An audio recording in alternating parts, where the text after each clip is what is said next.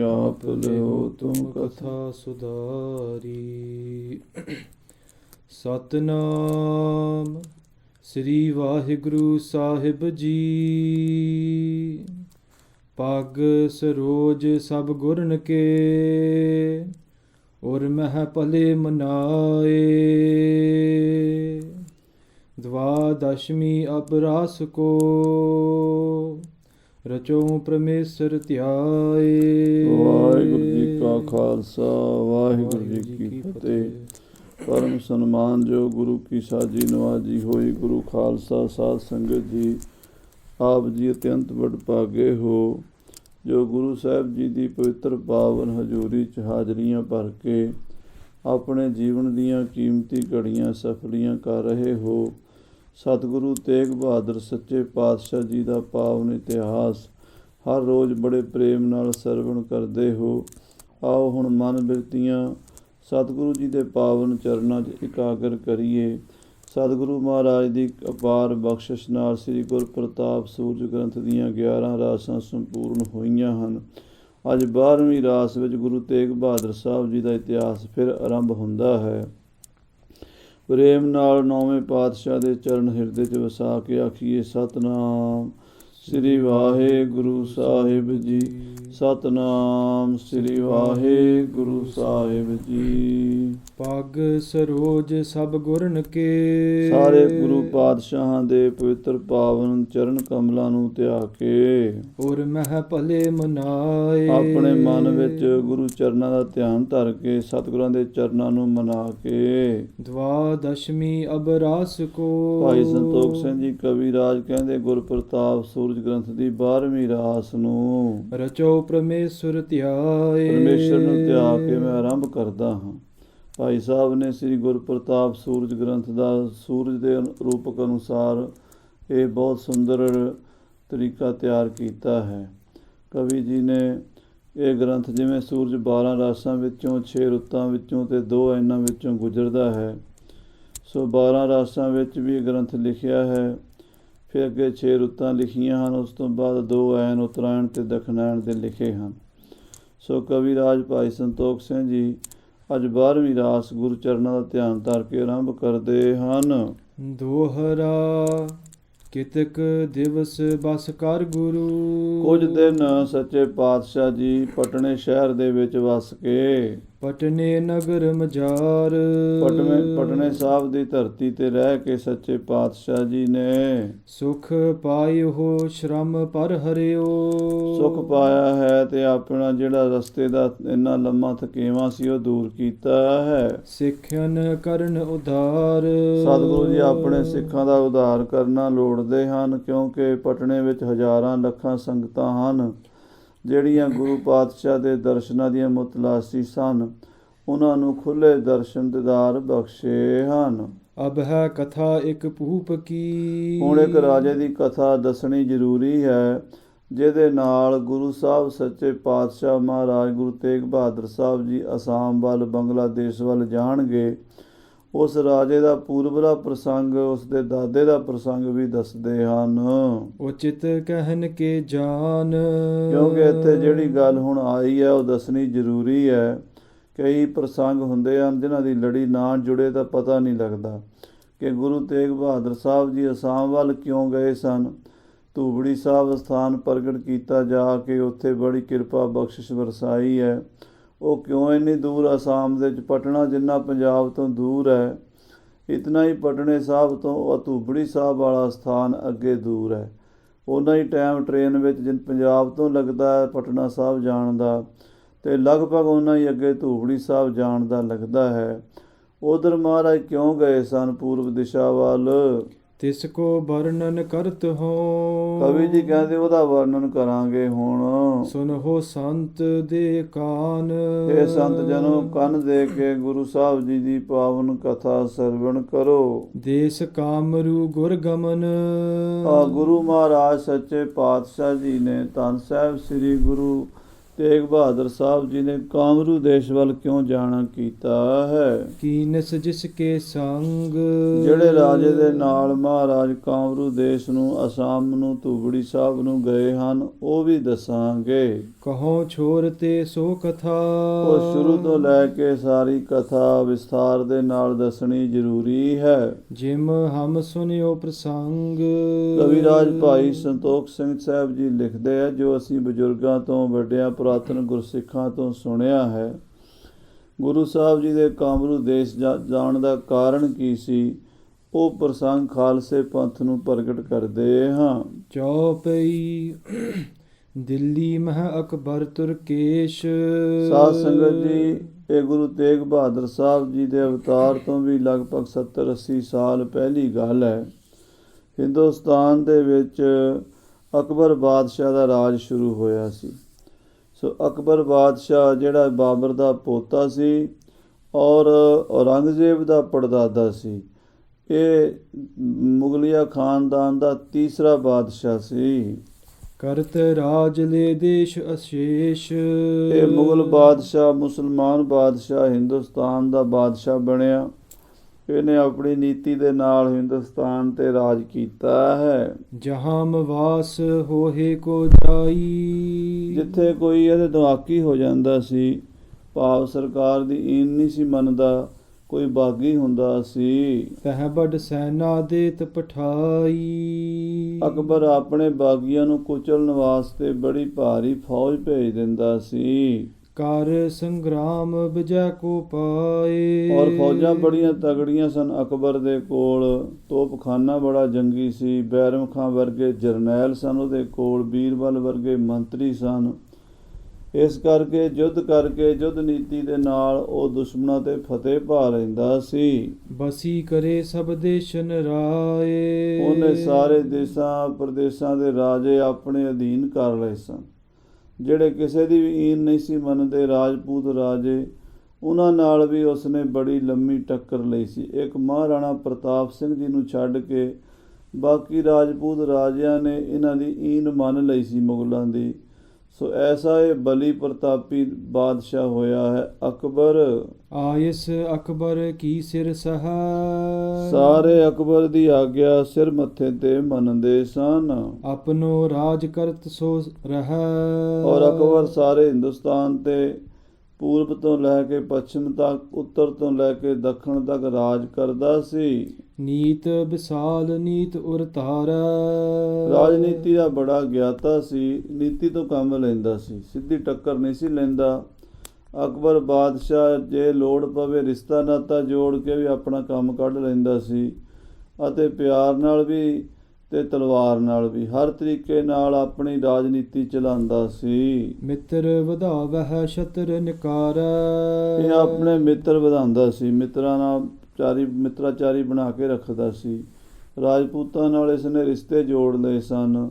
ਇਸ ਕਰਕੇ ਇਹ ਆਪਣੇ ਮਿੱਤਰ ਵਧਾਉਂਦਾ ਸੀ ਤੇ ਆਪਣੇ ਦੁਸ਼ਮਣ ਘਟਾਉਂਦਾ ਸੀ। ਦੇਸ਼ ਕਾਮਰੂ ਰਹਿਓ ਮਵਾਸੀ। ਜਿਹੜਾ ਕਾਮਰੂ ਦੇਸ਼ ਹੈ, ਕਾਮਰੂ ਦੇਸ਼ ਆਕੀ ਰਿਹਾ। ਬਾਕੀ ਸਾਰੇ ਦੇਸ਼ ਜਿਹੜੇ ਹਨ ਇਸਨੇ ਫਤਿਹ ਕਰ ਲਏ। ਰਾਜਪੂਤਾਨੇ ਉੱਤੇ ਵੀ ਫਤਿਹ ਪਾ ਲਈ ਔਰ ਉਧਰ ਸਵਾਤ ਧੀਰ ਦੀਆਂ ਪਹਾੜੀਆਂ ਅਫਗਾਨਿਸਤਾਨ ਵੱਲ ਵੀ ਇਸਨੇ ਜਿੱਤ ਹਾਸਲ ਕਰ ਲਈ। ਅਕਬਰ ਬਾਦਸ਼ਾਹ ਨੇ ਪਹਾੜਾਂ ਦਾ ਇਲਾਕਾ ਵੀ ਸਾਰਾ ਫਤਿਹ ਕਰ ਲਿਆ, ਕਸ਼ਮੀਰ ਤੱਕ। ਪਰ ਉਹਦੇ ਤੋਂ ਜਿਹੜਾ ਕਾਮਰੂ ਦੇਸ਼ ਸੀਗਾ, ਜਿਹਨੂੰ ਅੱਜ ਕੱਲ੍ਹ ਅਸਾਮ ਕਹਿੰਦੇ ਆ, ਬ੍ਰਹਮਪੁੱਤਰ ਦਾ ਇਲਾਕਾ, ਗੁਹਾਟੀ ਦਾ ਇਲਾਕਾ, ਉਹ ਆਕੀ ਰਿਹਾ। ਉਧਰ ਦੇ ਰਾਜੇ ਜਿਹੜੇ ਸਨ ਉਹ ਅਕਬਰ ਦੀ ਈਨ ਨਹੀਂ ਸੀ ਮੰਨਦੇ। ਤਹ ਕਾਮਖਿਆ ਜੋਤ ਪ੍ਰਕਾਸ਼ੀ। ਕਿਉਂਕਿ ਗੁਹਾਟੀ ਸ਼ਹਿਰ ਦੇ ਵਿੱਚ ਕਾਮਖਿਆ ਦੇਵੀ ਦੀ ਜੋਤ ਦਾ ਪ੍ਰਕਾਸ਼ ਹੋ ਰਿਹਾ ਹੈ। ਉੱਥੇ ਬਹੁਤ ਪੁਰਾਤਨ ਪ੍ਰਾਚੀਨ ਕਾਮਖਿਆ ਦਾ ਮੰਦਿਰ ਹੈ, ਜਿਹਦੇ ਵਿੱਚ ਦੇਵੀ ਮਾਤਾ ਦੀ ਯੋਨੀ ਦੀ ਪੂਜਾ ਹੁੰਦੀ ਹੈ। ਔਰ ਉੱਥੇ ਉਧਰ ਦੇ ਲੋਕ ਜਿਹੜੇ ਨੇ, ਕਾਮਰੂ ਦੇਸ਼ ਦੇ ਇਸਤਰੀਆਂ ਜਿਹੜੀਆਂ ਹਨ, ਉੱਥੇ ਪ੍ਰਧਾਨ ਮੰਨੀਆਂ ਜਾਂਦੀਆਂ। ਜਾਦੂ ਟੂਣੇ ਕਰਨ ਵਾਲਿਆਂ ਦਾ ਦੇਸ਼ ਹੈ। ਭਾਈ ਮਰਦਾਨਾ ਜੀ ਨੂੰ ਵੀ ਉਸ ਦੇਸ਼ ਦੇ ਵਿੱਚ ਉਹਨਾਂ ਨੇ ਛਤਰਾ ਬਣਾ ਲਿਆ ਸੀ, ਭੇਡੂ ਬਣਾ ਲਿਆ ਸੀ। ਤੇ ਗੁਰੂ ਨਾਨਕ ਦੇਵ ਜੀ ਮਹਾਰਾਜ ਨੇ ਜਾ ਕੇ ਉਹਨਾਂ ਦਾ ਜਾਦੂ ਦੂਰ ਕੀਤਾ ਤੇ ਜਾਦੂ ਟੂਣਿਆਂ ਤੋਂ ਹਟਾਇਆ। ਪਰ ਉਹ ਦੇਸ਼ ਦੇ ਘਰ ਘਰ ਦੇ ਵਿੱਚ ਇਹ ਜਾਦੂ ਟੂਣੇ ਦਾ ਪ੍ਰਚਾਰ ਹਜ਼ਾਰਾਂ ਲੱਖਾਂ ਸਾਲਾਂ ਤੋਂ ਚੱਲਿਆ ਹੁੰਦਾ ਸੀ। ਉਹ ਕਾਮਖਿਆ ਦੇਵੀ ਦੀ ਸ਼ਕਤੀ ਨਾਲ ਆਪਣੇ ਸ਼ਤਰੂਆਂ ਤੇ ਵਿਜੇ ਪਾਉਂਦੇ ਸਨ। ਮਹਾ ਸ਼ਕਤ ਜੁਤ ਜ਼ਾਹਰ ਕਲਾ। ਕਹਿੰਦੇ ਕਮੱਖਿਆ ਦੇਵੀ ਦਾ ਉਹ ਜੋ ਪੀਠ ਹੈ ਗੁਹਾਟੀ ਦੇ ਵਿੱਚ, ਉਹ ਬੜਾ ਸ਼ਕਤੀਸ਼ਾਲੀ ਸਥਾਨ ਹੈ। ਉੱਥੇ ਬੜੀ ਜ਼ਾਹਰ ਕਲਾ ਵਰਤਦੀ ਮੰਨੀ ਜਾਂਦੀ ਹੈ। ਜਾਂ ਤੇ ਨਹ ਅਕਬਰ ਬਸ ਚਲਾ।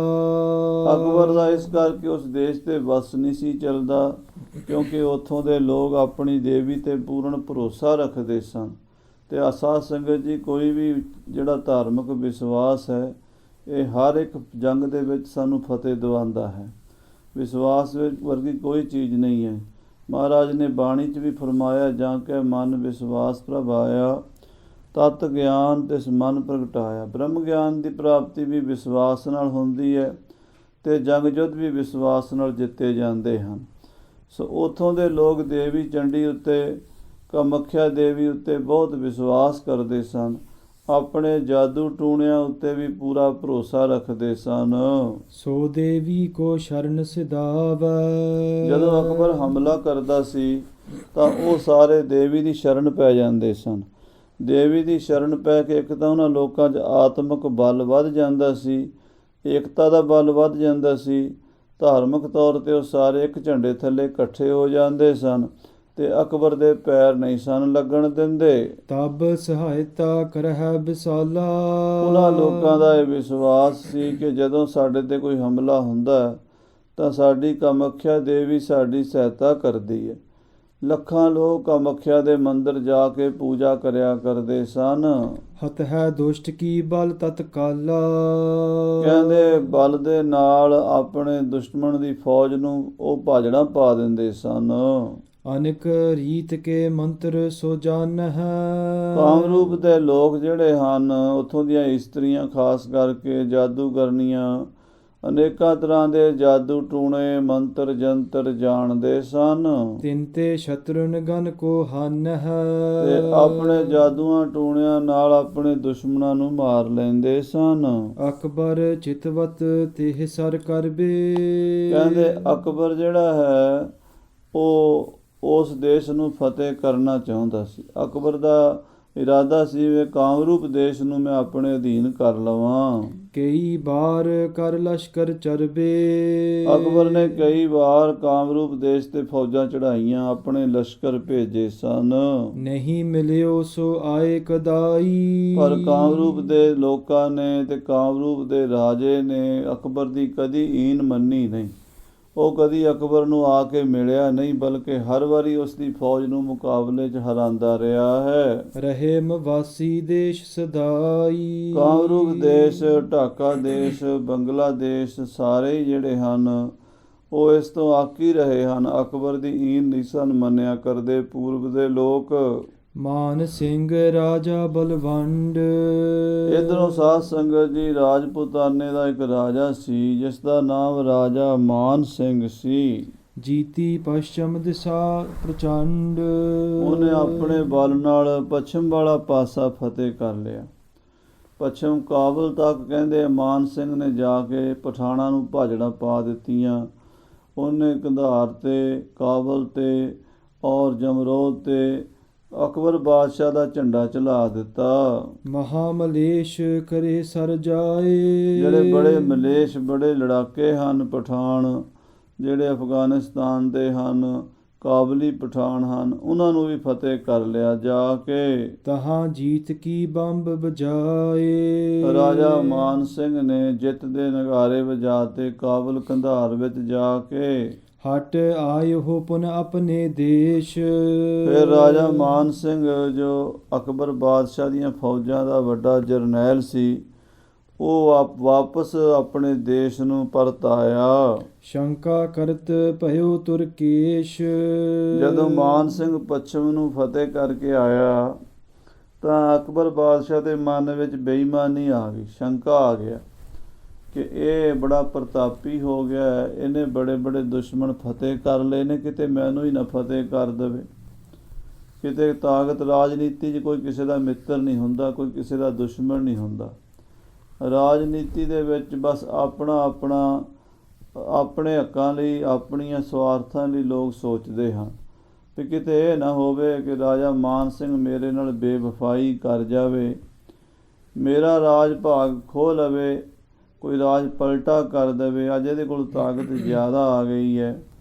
ਮੇਰੀਆਂ ਫੌਜਾਂ ਵਿੱਚ ਵੀ ਇਹਦਾ ਸਤਿਕਾਰ ਹੈ ਅਤੇ ਇਹਦੀਆਂ ਆਪਣੀਆਂ ਫੌਜਾਂ ਵੀ ਬੜੀ ਜੰਗੀ ਫੌਜਾਂ ਹਨ। ਰਾਜਪੂਤਾਨੇ ਦੇ ਕਈ ਰਾਜੇ ਮਾਨ ਸਿੰਘ ਨਾਲ ਜੁੜ ਚੁੱਕੇ ਹਨ।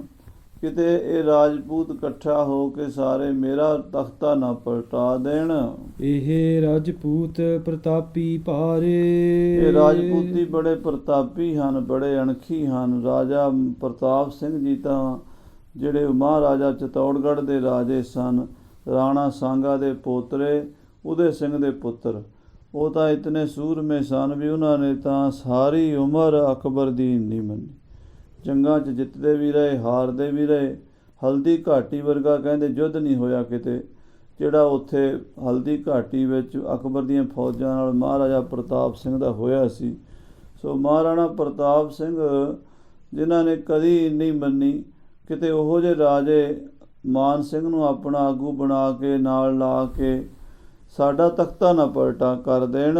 ਜੇ ਕਬ ਬਿਗੜਹਿ ਸੰਗ ਹਮਾਰੇ। ਜੇ ਰਾਜਾ ਪ੍ਰਤਾਪ ਮਾਨ ਸਿੰਘ ਸਾਡੇ ਨਾਲ ਵਿਗੜ ਗਿਆ, ਕਿਉਂਕਿ ਪ੍ਰਤਾਪ ਸਿੰਘ ਤਾਂ ਵਿਗੜਿਆ ਹੋਇਆ ਸੀ, ਉਹ ਤਾਂ ਇਹ ਮੰਨਦਾ ਹੀ ਨਹੀਂ ਸੀ ਅਕਬਰ ਦੀ।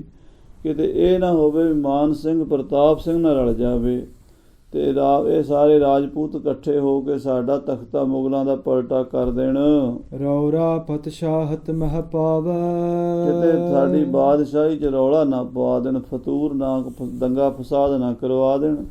ਕਿਉਂਕਿ ਰਾਜਨੀਤੀ ਬੜੀ ਭੈੜੀ ਚੀਜ਼ ਹੈ। ਅਤੇ ਸੱਕਾ ਭਰਾ ਭਰਾ ਨੂੰ ਮਰਵਾ ਦਿੰਦਾ, ਪਿਓ ਪੁੱਤਰ ਨੂੰ ਮਰਵਾ ਦਿੰਦਾ, ਪੁੱਤਰ ਪਿਓ ਨੂੰ ਮਰਵਾ ਦਿੰਦਾ, ਪਤੀ ਪਤਨੀ ਨੂੰ ਮਰਵਾ ਦਿੰਦੀ ਹੈ। ਅਤੇ ਇਸ ਤਰ੍ਹਾਂ ਇੱਕ ਦੂਜੀ ਨੂੰ ਇਹ ਰਾਜ ਪਿੱਛੇ ਲੋਕ ਇੱਦਾਂ ਕਰਦੇ ਹੈ। ਕਿਤੇ ਐਸਾ ਨਾ ਹੋਵੇ ਕਿ ਮਾਨ ਸਿੰਘ ਬਾਗੀਆਂ ਨਾਲ ਰਲ ਜਾਵੇ। ਕੌਣ ਸਮੁਖ ਹੋਏ ਜੰਗ ਮਚਾਵੈ। ਇਹ ਮਾਨ ਸਿੰਘ ਜੇ ਉੱਧਰ ਚਲਾ ਗਿਆ ਰਾਜਪੂਤਾਂ ਦੇ ਨਾਲ, ਪ੍ਰਤਾਪ ਸਿੰਘ ਨਾਲ ਰਲ ਗਿਆ, ਤਾਂ ਫਿਰ ਇਹਨਾਂ ਦੇ ਸਨਮੁਖ ਯੁੱਧ ਕਰਨਾ ਸਾਨੂੰ ਔਖਾ ਹੋ ਜਾਏਗਾ। ਸੁਪਟ ਵਡੇਰੇ ਪਸ਼ਚਮ ਦੇਸ਼।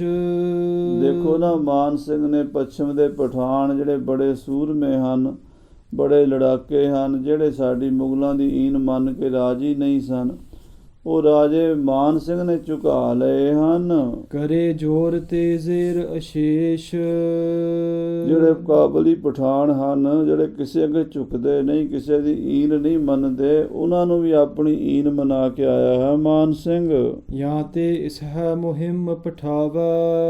ਇਸ ਕਰਕੇ ਮਾਨ ਸਿੰਘ ਨੂੰ ਹੁਣ ਇੱਥੇ ਦਿੱਲੀ ਦੇ ਵਿੱਚ ਜਾਂ ਰਾਜਪੂਤਾਨੇ 'ਚ ਨਹੀਂ ਟਿਕਣ ਦੇਣਾ ਚਾਹੀਦਾ। ਇਹਨੂੰ ਕਿਸੇ ਹੋਰ ਮੁਹਿੰਮ 'ਤੇ ਭੇਜ ਦਈਏ। ਕਿਤੇ ਇਹ ਨਾ ਹੋਵੇ ਜੇ ਵਿਹਲਾ ਸੋਚਣ ਲੱਗ ਜਾਵੇ ਤੇ ਕੋਈ ਸਾਡਾ ਰਾਜ ਭਾਗ ਨਾ ਖੋਹ ਲਵੇ। ਜਹਾਂ ਜਾਏ ਕਰ ਫੇਰ ਨਾ ਆਵੈ। ਦੇਖੋ ਸਾਧ ਸੰਗਤ ਦੀ ਰਾਜਨੀਤੀ ਕਿੰਨੀ ਭੈੜੀ ਚੀਜ਼ ਹੈ।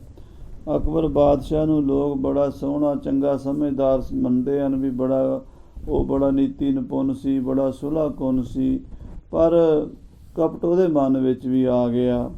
ਕਪਟ ਇਹ ਆਇਆ ਵੀ ਰਾਜੇ ਮਾਨ ਸਿੰਘ ਨੂੰ ਅਸੀਂ ਐਸੀ ਥਾਂ 'ਤੇ ਭੇਜੀਏ ਜਿੱਥੋਂ ਮੁੜ ਕੇ ਆਵੇ ਹੀ ਨਾ, ਉੱਥੇ ਹੀ ਮਾਰਿਆ ਜਾਵੇ। ਲੜਤੇ ਜੀਤੇ ਕਰ ਰਣ ਘੋਰ।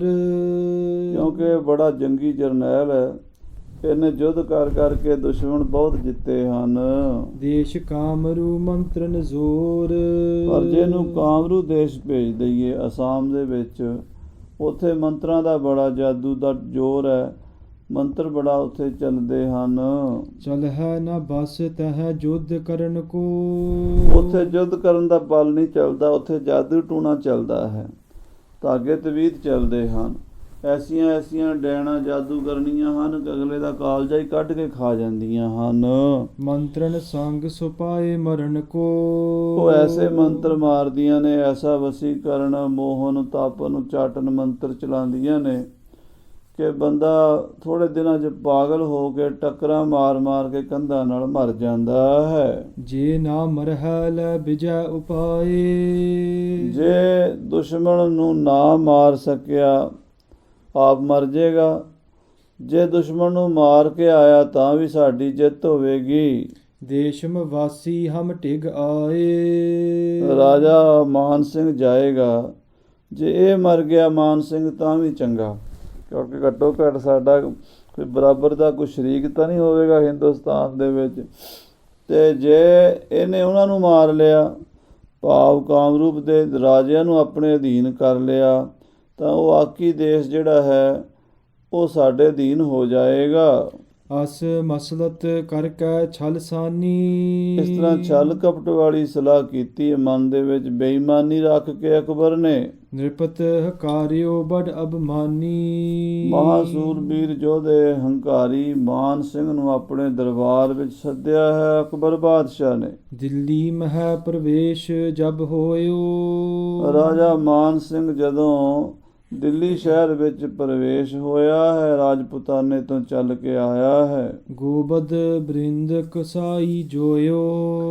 ਜਦੋਂ ਬਾਜ਼ਾਰ ਵਿੱਚ ਵੜਿਆ, ਦਿੱਲੀ ਸ਼ਹਿਰ ਵਿੱਚ ਵੜਿਆ, ਤਾਂ ਉਸਨੇ ਕੀ ਸੀਨ ਵੇਖਿਆ ਕਿ ਕਸਾਈ ਗਊਆਂ ਮਾਰ ਰਹੇ ਹਨ। ਪਿਖ ਕਰ ਸਹਿ ਨਾ ਸਕਿਓ ਰਿਸ ਧਰ ਕੈ। ਕਿਉਂਕਿ ਰਾਜਪੂਤ ਰਾਜਾ ਸੀ, ਆਪਣੇ ਧਰਮ ਦੀ ਉਹਨੂੰ ਜ਼ਰੂਰ ਪਹਿਲੇ ਜ਼ਮਾਨੇ 'ਚ ਰਾਜਿਆਂ ਮਹਾਰਾਜਿਆਂ ਨੂੰ ਆਪਣੇ ਧਰਮ ਦੀ ਸਿੱਖਿਆ ਜ਼ਰੂਰ ਦਿੱਤੀ ਜਾਂਦੀ ਸੀ। ਭਾਵੇਂ ਉਹ ਕਿਸੇ ਰਾਜਨੀਤੀ ਕਾਰਨ ਕਰਕੇ ਉਸ ਨੂੰ ਪੂਰੀ ਤਰ੍ਹਾਂ ਲਾਗੂ ਨਾ ਵੀ ਕਰ ਸਕਣ, ਫਿਰ ਵੀ ਅੰਦਰ ਸੰਸਕਾਰ ਤਾਂ ਹੁੰਦੇ ਹੀ ਸਨ। ਸੋ ਰਾਜਾ ਮਾਨ ਸਿੰਘ ਦੇ ਸਾਹਮਣੇ ਅੱਜ ਗਊਆਂ ਮਾਰੀਆਂ ਜਾ ਰਹੀਆਂ, ਉਹ ਵੇਖ ਕੇ ਸਹਿ ਨਹੀਂ ਸਕਿਆ। ਖੜਗਨ ਸੰਗ ਘਟਾ ਤਿਨ ਕਰ ਕੈ। ਰਾਜੇ ਨੇ ਤੇਗ ਕੱਢ ਲਈ ਬਿਆਨ ਵਿੱਚੋਂ, ਤੇ ਕਸਾਈ ਜਿਹੜੇ ਗਊਆਂ ਮਾਰ ਰਹੇ ਸਨ ਉਹਨਾਂ ਨੂੰ ਝੜਕਣ ਦਾ ਹੁਕਮ ਦੇ ਦਿੱਤਾ, ਤੇ ਰਾਜੇ ਦੇ ਸਾਥੀਆਂ ਨੇ ਪਲੋ ਪਲੀ ਕਸਾਈ ਨਿਬੇੜ ਦਿੱਤੇ ਹਨ। ਭਾਜ ਦੁਰੇ ਤਿਨ ਪ੍ਰਾਣ ਉਬਾਰੇ।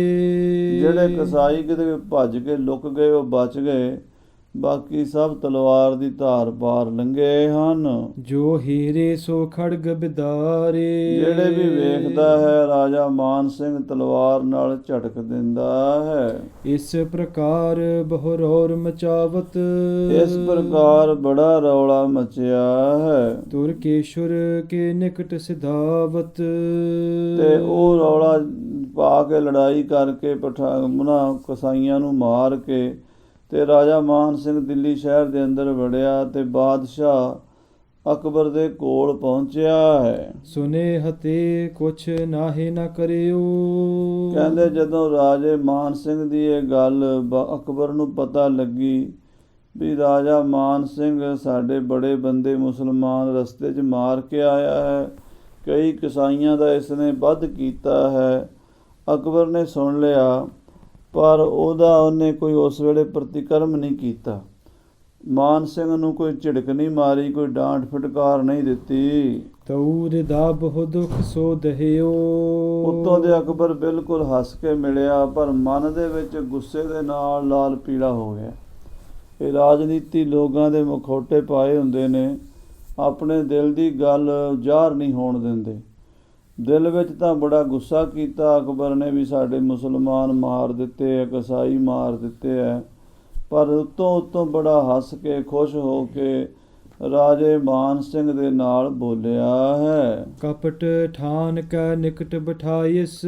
ਮਨ ਵਿੱਚ ਕਪਟ ਰੱਖ ਕੇ ਕੋਲ ਬਿਠਾ ਲਿਆ ਰਾਜੇ ਮਾਨ ਸਿੰਘ ਨੂੰ। ਸ਼ਸਤਰ ਬਸਤਰ ਬਹੁ ਮੁਲੇ ਦਿਵਾਇਸ।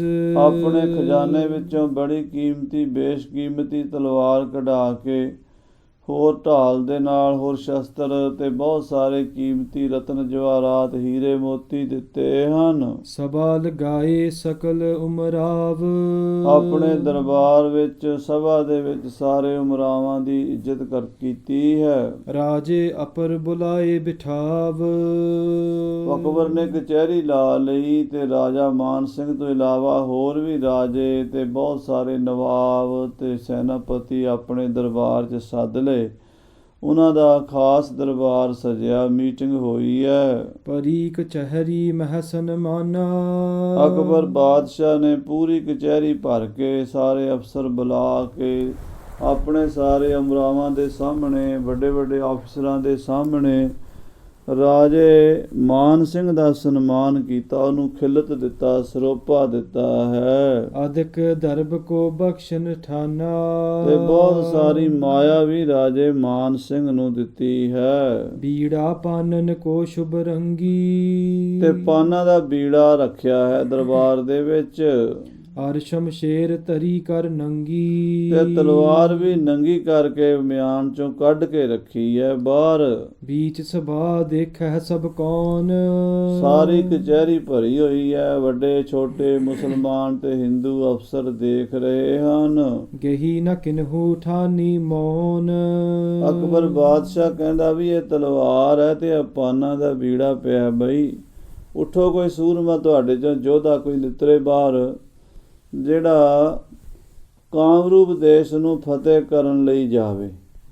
ਕੋਈ ਉੱਠੇ ਜਿਹੜਾ ਕਾਮਰੂਪ ਦੇਸ਼ ਨੂੰ ਬੰਨ੍ਹ ਕੇ ਰਾਜੇ ਨੂੰ ਮੇਰੇ ਸਾਹਮਣੇ ਪੇਸ਼ ਕਰੇ। ਦੇਸ਼ ਕਾਮਰੂ ਮੰਤਰਨ ਬਲ ਹੈ। ਪਰ ਕਿਸੇ ਨੇ ਵੀ ਸਾਧ ਸੰਗਤ ਜੀ ਬੀੜਾ ਨਹੀਂ ਚੁੱਕਿਆ। ਕਾਰਨ ਕੀ ਹੈ ਕਿ ਲੋਕਾਂ ਨੂੰ ਇਹ ਪਤਾ ਹੈ ਵੀ ਕਾਮਰੂ ਦੇਸ਼ ਵਿੱਚ ਜਾਦੂ ਟੂਣਾ ਚੱਲਦਾ ਹੈ, ਉਧਰ ਮੰਤਰਾਂ ਦਾ ਬਲ ਚੱਲਦਾ ਹੈ, ਤੇ ਮੰਤਰਾਂ ਦੇ ਬਲ ਦੇ ਅੱਗੇ ਹਥਿਆਰਾਂ ਦਾ ਜਾਂ ਤੋਪਾਂ ਦਾ ਜਾਂ ਫੌਜਾਂ ਦਾ ਬਲ ਨਾਕਾਮ ਹੋ ਜਾਂਦਾ ਹੈ। ਐਸਾ ਵਿਸ਼ਵਾਸ ਬਣਿਆ ਹੋਇਆ ਸੀ ਲੋਕਾਂ ਵਿੱਚ। ਲੋਕ ਜਾਦੂ ਟੂਣੇ ਤੋਂ ਫੌਜਾਂ ਵੀ ਡਰਿਆ ਕਰਦੀਆਂ ਸਨ। ਕਹਾ ਕਰਹਿ ਤਹਲੇ ਬੜ ਦਲ ਹੈ। ਵੱਡੇ ਵੱਡੇ ਅਫਸਰ ਸੋਚਾਂ 'ਚ ਪੈ ਗਏ, ਨਵਾਬ ਸੋਚਾਂ 'ਚ ਪੈ ਗਏ, ਰਾਜੇ ਸੋਚਾਂ 'ਚ ਪੈ ਗਏ ਵੀ ਕਾਮਰੂਪ ਦੇਸ਼ ਅਸੀਂ ਜਾ ਕੇ ਕੀ ਕਰਾਂਗੇ।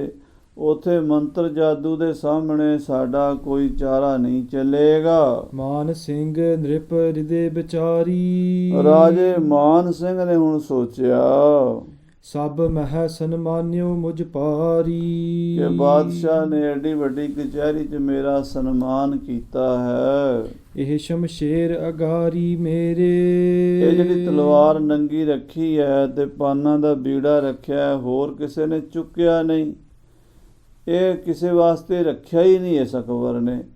ਇਹ ਸਿਰਫ ਚੈਲੰਜ ਮੇਰੇ ਵਾਸਤੇ ਖੜਾ ਕੀਤਾ ਹੈ ਵੀ ਤੂੰ ਜਾ ਕੇ ਕਾਮਰੂਪ ਦੇਸ਼ ਨੂੰ ਫਤਿਹ ਕਰ। ਕਰਿਓ ਫਰੇਬ ਅਪਰ ਦਿਸ਼ ਹੇਰੇ। ਇਹ ਦੂਜਿਆਂ ਵੱਲ ਦੇਖ ਰਿਹਾ ਅਕਬਰ, ਇਹ ਤਾਂ ਫਰੇਬ ਨਾਲ ਦੇਖ ਰਿਹਾ, ਇਸ਼ਾਰਾ ਇਹ ਮੈਨੂੰ ਹੀ ਕਰ ਰਿਹਾ ਹੈ। ਬੀਚ ਕਚਹਿਰੀ ਜੇ ਨਾ ਉਠਾਵੋ। ਜੇ ਹੁਣ ਇਸ ਕਚਹਿਰੀ ਦੇ ਵਿੱਚ ਮੈਂ ਬੀੜਾ ਨਾ ਚੁੱਕਿਆ, ਇਹ ਤਲਵਾਰ ਮੈਂ ਨਾ ਚੁੰਮੀ, ਇਹ ਮੈਂ ਮੋਰਚਾ ਫਤਿਹ ਕਰਨ ਲਈ ਨਾ ਤੁਰਿਆ, ਨਿਜ ਬਲ ਕੋ ਤਬ ਅਦਕ ਲਜਾਵੋ। ਤਾਂ ਫਿਰ ਮੈਨੂੰ ਸਾਰੀ ਕਚਹਿਰੀ ਵਿੱਚ, ਸਾਰੇ ਸਮਾਜ ਵਿੱਚ ਲੱਜਾ ਮਾਨ ਹੋਣਾ ਪਵੇਗਾ, ਸ਼ਰਮਿੰਦਾ ਹੋਣਾ ਪਵੇਗਾ। ਕਾਇਰ ਭਇਓ ਕਹੇ ਪਛਤਾਤੀ। ਸਾਰੇ ਕਹਿਣਗੇ ਡਰ ਗਿਆ ਹੈ ਮਾਨ ਸਿੰਘ, ਕਾਇਰ ਹੈ, ਬੁਝਦਿਲ ਹੈ। ਇਸ ਬਿਦ ਹੋਏ ਆਨ ਘਟ ਜਾਤੀ। ਇਸ ਤਰ੍ਹਾਂ ਮੇਰੀ ਰਾਜਪੂਤੀ ਆਨ ਘਟ ਜਾਏਗੀ। ਬੜੇ ਬਲੀ ਮੋਸੋ ਲਰ ਸਾਰੇ। ਮੇਰੇ ਨਾਲ ਬੜੇ ਬੜੇ ਬਲੀ ਯੋਧਿਆਂ ਨੇ ਯੁੱਧ ਕੀਤਾ। ਮੈਂ ਵੱਡੇ ਵੱਡੇ ਪਠਾਨਾਂ ਦੇ ਮੂੰਹ ਮੋੜ ਕੇ ਆਇਆ ਹਾਂ ਕਾਬਲ ਵੱਲੋਂ। ਮਮ ਆਗੈ ਇਹ ਕਹਾ ਵਿਚਾਰੇ। ਇਹ ਜਿਹੜੇ ਕਾਮਰੂਪ ਦੇਸ਼ ਦੇ ਲੋਕ ਹਨ, ਇਹ ਮੇਰੇ ਸਾਹਮਣੇ ਕੀ ਚੀਜ਼ ਹਨ। ਇਮ ਵਿਚਾਰ ਆਪਣੀ ਵਡਿਆਈ। ਇਸ ਤਰ੍ਹਾਂ ਰਾਜੇ ਮਾਨ ਸਿੰਘ ਨੇ ਆਪਣੀ ਵਡਿਆਈ ਵਿਚਾਰ ਕੇ ਕਰ ਸਲਾਮ ਸ਼ਮਸ਼ੇਰ ਉਠਾਈ। ਬਾਦਸ਼ਾਹ ਨੂੰ ਝੁੱਕ ਕੇ ਸਲਾਮ ਕੀਤੀ ਤੇ ਪਈ ਹੋਈ ਨੰਗੀ ਤਲਵਾਰ ਨੂੰ ਹੱਥ ਪਾ ਲਿਆ। ਤਬ ਅਕਬਰ ਨੇ ਬਹੁਤ ਸਰਾਹਾ। ਅਕਬਰ ਇਹੀ ਚਾਹੁੰਦਾ ਸੀ। ਅਕਬਰ ਦਾ ਮਨਸੂਬਾ ਪੂਰਾ ਹੋ ਗਿਆ। ਰਾਜਾ ਮਾਨ ਸਿੰਘ ਨੇ ਜਿਉਂ ਹੀ ਤਲਵਾਰ ਚੁੱਕੀ ਤੇ ਪਾਨਾਂ ਦਾ ਬੀੜਾ ਚੁੱਕਿਆ, ਅਕਬਰ ਬਾਦਸ਼ਾਹ ਨੇ ਵਾਹ ਵਾਹ ਵਾਹ ਕਰਕੇ ਸ਼ਾਬਾਸ਼ ਦਿੱਤੀ ਹੈ। ਨਿਕਸ ਵਹਿਰ ਤਿਤ ਚਰਨ ਉਮਾਹਾ। ਅਕਬਰ ਬਾਦਸ਼ਾਹ ਨੇ ਇਹਨੂੰ ਦਿੱਲੀ ਤੋਂ ਫੌਜਾਂ ਦੇ ਕੇ ਦੇ ਪੂਰਬ ਵਾਲੇ ਪਾਸੇ ਕਾਮਰੂਪ ਦੇਸ਼ ਵੱਲ ਜਾਣ ਦਾ ਹੁਕਮ ਦਿੱਤਾ ਤੇ ਇਹ ਫੌਜਾਂ ਲੈ ਕੇ ਬਾਹਰ ਨਿਕਲਿਆ। ਅਨੀ ਘਨੀ ਕੰਨ ਮਨ ਹੋ ਸਕੇਲ। ਰਾਜਾ ਮਾਨ ਸਿੰਘ ਨੇ ਬੜੀ ਭਾਰੀ ਫੌਜ ਇਕੱਠੀ ਕੀਤੀ। ਬਹੁਤ ਵੱਡਾ ਦਲ ਰਾਜਪੂਤਾਂ ਦਾ ਤੇ ਮੁਗਲੀਆ ਫੌਜ ਦਾ ਨਾਲ ਲੈ ਲਿਆ। ਗਮਨਿਓ ਭੂਪ ਪੰਥ ਪਗ ਮੇਲ। ਤੇ ਇਹ ਪੂਰਬ ਦਿਸ਼ਾ ਨੂੰ ਹਿੰਦੁਸਤਾਨ ਦਾ ਈਸਟ ਦਾ ਜੋ ਪਾਸਾ ਹੈ, ਕਾਮਰੂਪ ਦੇਸ਼ ਹੈ, ਜਿਹੜੇ ਪਾਸੇ ਆਸਾਮ ਹੈ, ਬ੍ਰਹਮਪੁੱਤਰ ਦਰਿਆ ਹੈ, ਉਧਰ ਮੂੰਹ ਕਰਕੇ ਤੁਰ ਪਿਆ। ਲਸ਼ਕਰ ਚੜਿਓ ਮਨ ਹੋ ਕਨ ਮਹਾ। ਇੰਨੀਆਂ ਫੌਜਾਂ ਚੱਲੀਆਂ, ਇੰਨੇ ਦਲ ਚੱਲੇ ਨੇ ਦਿੱਲੀ ਤੋਂ। ਮਾਨੋ ਕਾਲੇ ਬੱਦਲ ਹੀ ਉਮੜ ਕੇ ਆ ਗਏ ਹੋਣ। ਬਜੀ ਬੰਬ ਬੜ ਕੋਖਤ ਲਹਾ। ਜਦੋਂ ਨਗਾਰੇ ਤੇ ਚੋਭਾਂ ਵੱਜੀਆਂ ਨੇ ਮਾਨੋ ਬੱਦਲ ਗਰਜੇ ਹਨ। ਸ਼ਸਤਰਨ ਚਮਕ ਚੰਚਲਾ ਥਰਕੈ। ਤੇ ਤੀਰ ਕਮਾਨ ਬਰਛੇ ਬੰਦੂਕਾਂ ਢਾਲਾਂ ਤਲਵਾਰਾਂ ਨਾਲ ਸਜੇ ਹੋਏ ਸੂਰਮਿਆਂ ਦੇ ਹੱਥਾਂ 'ਚ ਫੜੀਆਂ ਬਰਛੀਆਂ ਲਿਸ਼ਕਦੀਆਂ ਹਨ। ਲਸ਼ਕਣ ਤੇਗਾਂ ਬਰਸੀਆਂ ਸੂਰਜ ਨਜ਼ਰ ਨਾ ਪਾਏ। ਏਦਾਂ ਦਾ ਦਿੱਲੀ ਤੋਂ ਦਲ ਚੜਿਆ ਰਾਜੇ ਮਾਨ ਸਿੰਘ ਦੀ ਤਾਬਿਆ ਵਿੱਚ। ਚਲਿਓ ਭੂਪ ਦ੍ਰਿਗ ਬਾਮੋ ਫਰਕੈ। ਪਰ ਜਦੋਂ ਤੁਰਿਆ ਤੇ ਖੱਬੀ ਅੱਖ ਫਰਕਣ ਲੱਗ ਪਈ ਐ। ਸਨੇ ਸਨੇ ਨਿਜ ਡੇਰੇ ਕਾਲਤ। ਹੌਲੇ ਹੌਲੇ ਆਪਣੇ ਡੇਰੇ ਪਾਉਂਦਾ ਹੋਇਆ ਮੰਜ਼ਿਲ ਦਰ ਮੰਜ਼ਿਲ ਤੁਰਦਾ ਹੋਇਆ ਮਾਨ ਸਿੰਘ ਪ੍ਰਤਪਾਲਤ ਨਿਜ ਚਮੂ ਸੰਭਾਲਤ। ਆਪਣੀ ਫੌਜ ਦੀ ਸੰਭਾਲ ਕਰਦਾ ਹੋਇਆ ਆਪਣੀ ਫੌਜ ਨੂੰ ਪਾਲਦਾ ਹੋਇਆ। ਪਾਛੈ ਅਕਬਰ ਦਰਬ ਪਠਾਇਸ। ਪਿੱਛੋਂ ਰਾਜੇ ਅਕਬਰ ਬਾਦਸ਼ਾਹ ਅਕਬਰ ਨੇ ਮਾਨ ਸਿੰਘ ਵਾਸਤੇ ਬਹੁਤ ਸਾਰੀ ਮਾਇਆ ਵੀ ਭੇਜੀ ਹੈ। ਹੋਏ ਸਰ ਦੇਸ਼ ਕੇ ਨ੍ਰਿਪ ਮਰ ਜਾਇਸ। ਹਾਂ ਹੱਲਾਸ਼ੇਰੀ ਦਿੱਤੀ ਹੈ ਰਾਜੇ ਮਾਨ ਸਿੰਘ ਨੂੰ, ਘਬਰਾਈ ਨਾ, ਤਗੜਾ ਹੋਈ, ਜਾ ਕੇ ਉਹ ਦੇਸ਼ ਫਤਿਹ ਕਰਕੇ ਆਵੀਂ। ਮਨ ਵਿੱਚ ਦੋ ਤਰ੍ਹਾਂ ਦੇ ਖਿਆਲ ਅਕਬਰ ਦੇ ਚੱਲ ਰਹੇ ਵੀ ਜਾਂ ਤਾਂ ਇਹ ਮਾਨ ਸਿੰਘ ਉਹ ਦੇਸ਼ ਨੂੰ ਫਤਿਹ ਕਰਕੇ ਆਵੇਗਾ ਤਾਂ ਮੇਰਾ ਫਾਇਦਾ ਹੋਵੇਗਾ, ਕਿਉਂਕਿ ਕਾਮਰੂਪ ਦੇਸ਼ ਮੇਰੇ ਤਾਬੇ ਹੀ ਆਉਣਾ ਹੈ। ਮਾਨ ਸਿੰਘ ਨੇ ਤਾਂ ਲੜਾਈ ਲੜਨੀ ਹੈ, ਜਿੱਤ ਤਾਂ ਮੇਰੇ ਹੱਥ ਪੱਲੇ ਪੈਣੀ ਹੈ। ਪਰ ਜੇ ਰਾਜਾ ਮਾਨ ਸਿੰਘ ਜਿੱਤ ਨਾ ਕਰ ਸਕਿਆ ਤੇ ਆਪ ਮਾਰਿਆ ਜਾਵੇਗਾ ਤਾਂ ਵੀ ਮੈਨੂੰ ਫਾਇਦਾ ਹੈ ਕਿ ਮਾਨ ਸਿੰਘ ਹੁੰਦਿਆਂ ਮੈਨੂੰ ਖਤਰਾ ਹੈ ਕਿ ਕਿਤੇ ਮੁੜ ਕੇ ਮੇਰਾ ਰਾਜ ਨਾ ਖੋਹ ਲਵੇ। ਦੋਨੋਂ ਦਿਸ਼ ਤੇ ਹਰਖ ਧਰੰਤਾ। ਦੋਵਾਂ ਪਾਸਿਆਂ 'ਚ ਦੋਵੇਂ ਹੱਥਾਂ 'ਚ ਲੱਡੂ ਸਮਝਦਾ ਹੈ ਅਕਬਰ ਬਾਦਸ਼ਾਹ। ਸਾਦਰ ਵਸਤੂ ਅਦਕ ਪਠੰਤਾ। ਤੇ ਉੱਤੋਂ ਬੜਾ ਪਿਆਰ ਤੇ ਸਤਿਕਾਰ ਪੇਸ਼ ਕਰਦਾ ਹੈ। ਹਜ਼ਾਰਾਂ ਲੱਖਾਂ ਰੁਪਈਆ ਖਰਚੇ ਦਾ ਪਿੱਛੋਂ ਭੇਜੀ ਜਾਂਦਾ ਹੈ। ਮਾਨ ਸਿੰਘ ਪੂਰਬ ਮਹਿ ਜਾਏ। ਰਾਜੇ ਮਾਨ ਸਿੰਘ ਨੇ ਪੂਰਬ ਦੇਸ਼ ਵਿੱਚ ਜਾ ਕੇ ਬੰਗਲਾਦੇਸ਼ ਵੱਲ ਜਾ ਕੇ ਆਪਣੋ ਅਦਕ ਪ੍ਰਤਾਪ ਦਿਖਾਏ। ਆਪਣਾ ਪ੍ਰਤਾਪ ਦਿਖਾਇਆ ਹੈ, ਆਪਣੀ ਤੇਗ ਦੇ ਜੌਹਰ ਦਿਖਾਏ ਹਨ। ਬਹੁਤ ਦੇਸ਼ ਕੋ ਜੀਤਨ ਕਰਿਓ। ਪੂਰਬ ਦੇਸ਼ ਨੂੰ ਬਹੁਤ ਫਤਿਹ ਕੀਤਾ ਹੈ, ਅਸਾਮ ਨੂੰ, ਕਾਮਰੂ ਦੇਸ਼ ਨੂੰ ਜਿੱਤਿਆ ਹੈ। ਦੇਖ ਬਲੀ ਕੋ ਕਹੂ ਨ ਅਰਿਓ। ਬੜਾ ਬਲੀ ਰਾਜਾ ਸੀ ਮਾਨ ਸਿੰਘ, ਫੌਜਾਂ ਬੜੀਆਂ ਜੰਗੀ ਸੀ, ਤੋਪਖਾਨੇ ਬੜੇ ਤਗੜੇ ਸੀ। ਇਸ ਕਰਕੇ ਉਹਦੇ ਸਾਹਮਣੇ ਕੋਈ ਰਾਜਾ ਆਕੀ ਨਹੀਂ ਰਿਹਾ, ਕੋਈ ਬਾਗੀ ਅੜ ਨਹੀਂ ਸਕਿਆ। ਬ੍ਰਹਮ ਪੁੱਤਰ ਨਦ ਏਕ ਮਹਾਨਾ। ਉਧਰ ਪੂਰਬ ਵਿੱਚ ਗੁਹਾਟੀ ਦੇ ਲਾਗੇ ਬ੍ਰਹਮਪੁੱਤਰ ਇੱਕ ਬਹੁਤ ਵੱਡਾ ਦਰਿਆ ਹੈ। ਗੁਵਾਹਾਟ ਪੁਰ ਪਾਰ ਸਥਾਨਾ। ਉਹਦੇ ਪਾਰ ਇੱਕ ਬੜਾ ਵੱਡਾ ਨਗਰ ਹੈ ਜਿਸ ਨੂੰ ਗੁਹਾਟੀ ਗੁਵਾਹਾਟਪੁਰ ਕਹਿੰਦੇ ਹਨ। ਰੰਗਾ ਮਾਟੀ ਅਹੈ ਉਰਾਰੇ। ਉਰਲੇ ਪਾਸੇ ਰੰਗਾ ਮਾਟੀ ਹੈ ਤੇ ਪਰਲੇ ਪਾਸੇ ਗੁਹਾਟੀ ਹੈ। ਨ੍ਰਿਪ ਦਲ ਜੁਤ ਤਹ ਡੇਰਾ ਡਾਰੇ। ਰਾਜੇ ਮਾਨ ਸਿੰਘ ਨੇ ਆਪਣੀਆਂ ਹਜ਼ਾਰਾਂ ਫੌਜਾਂ ਸਮੇਤ ਰੰਗਾ ਮਾਟੀ ਛਾਉਣੀਆਂ ਪਾ ਦਿੱਤੀਆਂ। ਚਤਰ ਕੋਸ ਪਾਟਾ ਤਿਸ ਨਦ ਕੋ। ਉਸ ਦਰਿਆ ਦਾ ਸਾਧ ਸੰਗਤ ਜੀ 4 ਕੋਹ ਦਾ ਪਹਾੜ ਹੈ। ਅੱਜ ਤੋਂ ਕੋਈ 10-12 ਸਾਲ ਪਹਿਲਾਂ ਅਸੀਂ ਵੀ ਜਾ ਕੇ ਦਰਸ਼ਨ ਕੀਤੇ ਸੀ, ਜਿੱਥੇ ਮਹਾਰਾਜ ਗੁਰੂ ਤੇਗ ਬਹਾਦਰ ਸਾਹਿਬ ਦਾ ਗੁਰਦੁਆਰਾ ਹੈ ਧੂਬੜੀ ਸਾਹਿਬ। ਉਹ ਦਰਿਆ ਦੇ ਕੰਢੇ 'ਤੇ ਹੀ ਨਗਰ ਵਸਿਆ ਹੋਇਆ ਧੂਬੜੀ। ਉੱਥੇ ਦਰਿਆ ਦਾ ਪਹਾੜ ਪਰਲੇ ਪਾਸੇ ਨਿਗਾਹ ਮਾਰਿਆ ਸਾਫ਼ ਨਹੀਂ ਦਿਸਦਾ, ਜਿਵੇਂ ਸਮੁੰਦਰ ਹੁੰਦਾ ਐਦਾਂ ਦਾ ਦਰਿਆ ਦਾ, ਔਰ ਬੜਾ ਤੇਜ਼ ਪਾਣੀ ਚੱਲਦਾ ਹੈ। ਉਤਰਨ ਪਾਰ ਬਿਦਾਰ ਹੈ ਮਦ ਕੋ।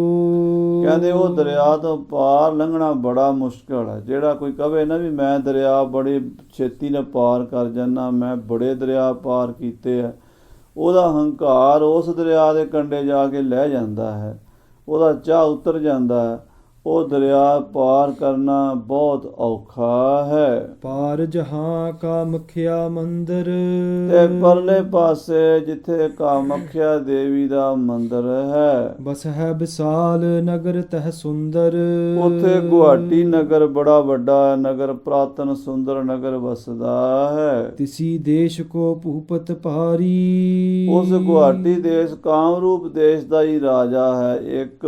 ਰਾਜਧਾਨੀ ਨਿਜ ਪੁਰੀ ਸੁਧਾਰੀ। ਉਹਨੇ ਗੁਹਾਟੀ ਨੂੰ ਆਪਣੀ ਰਾਜਧਾਨੀ ਬਣਾਇਆ ਹੋਇਆ, ਬੜੀ ਸੁੰਦਰ ਰਾਜਧਾਨੀ ਬਣਾਈ ਹੋਈ ਹੈ। ਸਬਲ ਬਾਹਨੀ ਲਿਏ ਮਹਾਨਾ। ਤੇ ਬੜੀ ਬਲੀ ਫੌਜ ਉਹਦੇ ਕੋਲ ਵੀ ਹੈ। ਕਾਮਰੂ ਦੇਸ਼ ਦੇ ਲੜਾਕੇ ਸੂਰਮੇ ਯੋਧੇ ਉਹਨੇ ਆਪਣੀ ਫੌਜ ਭਰਤੀ ਕੀਤੇ ਹੋਏ ਹਨ। ਬਸਹਿ ਨੁਰੇਸ਼ਰ ਦੇਵ ਸਮਾਨਾ। ਉਹ ਰਾਜੇ ਨੂੰ ਦੇਵਤੇ ਸਮਾਨ ਮੰਨਦੇ ਹਨ, ਰੱਬ ਹੀ ਮੰਨਦੇ ਹਨ, ਆਪਣੇ ਰਾਜੇ ਦੀ ਪੂਜਾ ਕਰਦੇ ਹਨ। ਸਦਾ ਉਪਾਸਨ ਦੇਵੀ ਕਰਤਾ। ਉਹ ਜਿਹੜਾ ਉੱਥੋਂ ਦਾ ਰਾਜਾ ਹੈ ਕਾਮਰੂਪ ਦੇਸ਼ ਦਾ, ਉਹ ਦੇਵੀ ਦਾ ਉਪਾਸਕ ਹੈ। ਦੇਵੀ ਮਾਤਾ ਚੰਡਕਾ ਦੇ, ਕਾਲਕਾ ਦੇ ਮੰਦਰ ਵਿੱਚ, ਕਮਖਿਆ ਦੇ ਮੰਦਰ 'ਚ ਜਾ ਕੇ ਭਗਤੀ ਕਰਦਾ ਰਹਿੰਦਾ ਹੈ। ਆਦ ਸ਼ਕਤ ਕੋ ਧਿਆਨ ਸੋ ਧਰਤਾ। ਆਦ ਸ਼ਕਤੀ ਦਾ ਧਿਆਨ ਧਰਦਾ ਹੈ, ਉਹ ਧਿਆਨੀ ਹੈ, ਸਾਧਕ ਹੈ। ਪਰਮੇਸ਼ਰ ਦੀ ਸ਼ਕਤੀ ਨੂੰ ਹਰ ਵੇਲੇ ਆਪਣੇ ਅੰਗ ਸੰਗ ਸਮਝਦਾ ਹੈ ਤੇ ਉਹਦੀ ਆਰਾਧਨਾ ਵਿੱਚ ਬੈਠਾ ਰਹਿੰਦਾ ਲੀਨ ਹੋ ਕੇ। ਨਿਤ ਪਤ ਹੋਮ ਵਿਸਾਲ ਕਰਾਵਹਿ। ਤੇ ਰੋਜ਼ ਚੰਡੀ ਦਾ ਹਵਨ ਕਰਾਂਦਾ ਹੈ, ਪੂਜਾ ਕਰਾਂਦਾ ਹੈ। ਧੂਪ ਦੀਪ ਚੰਦਨ ਚਰਚਾਵਹਿ। ਧੂਪ ਦੀਪ ਚੰਦਨ ਦੇ ਨਾਲ ਦੇਵੀ ਮਾਤਾ ਦੀ ਪੂਜਾ ਕਰਦਾ ਹੈ। ਮਾਨ ਸਿੰਘ ਕੋ ਐਬੋ ਸੁਨਿਓ। ਜਦੋਂ ਰਾਜੇ ਮਾਨ ਸਿੰਘ ਦਾ ਆਉਣਾ ਸੁਣਿਆ, ਜਤਨ ਹਤਨ ਕਾ ਚਿਤ ਮਹਿ ਗੁਨਿਓ। ਕਾਮਰੂਪ ਦੇਸ਼ ਦੇ ਰਾਜੇ ਨੇ ਮਾਨ ਸਿੰਘ ਨੂੰ ਮਾਰਨ ਦਾ ਪ੍ਰੋਗਰਾਮ ਆਪਣੇ ਮਨ ਵਿੱਚ ਬਣਾਇਆ। ਉਹਨੇ ਕੋਈ ਸਕੀਮ ਲਾਈ ਹੈ ਵੀ ਕਿਸੇ ਤਰੀਕੇ ਨਾਲ ਰਾਜਾ ਮਾਨ ਸਿੰਘ ਨੂੰ ਖਤਮ ਕਰ ਦਈਏ।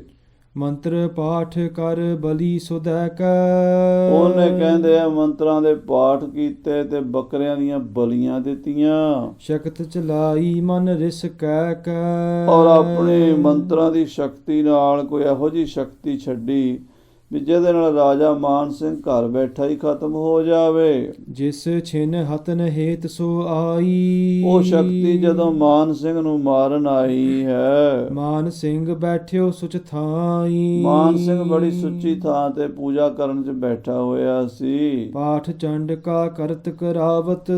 ਤੇ ਚੰਡੀ ਦਾ ਪਾਠ ਕਰ ਰਿਹਾ ਸੀ। ਮਾਨ ਸਿੰਘ ਆਪਣੇ ਪੰਡਤਾਂ ਕੋਲੋਂ ਵੀ ਚੰਡੀ ਦਾ ਜਾਪ ਕਰਾਂਦਾ ਸੀ ਤੇ ਆਪ ਵੀ ਚੰਡੀ ਦਾ ਪਾਠ ਕਰਦਾ ਸੀ। ਚੌਹਾਂ ਦਿਸ਼ ਬ੍ਰਹਮ ਕਵਚ ਕੋ ਗਾਵਤ।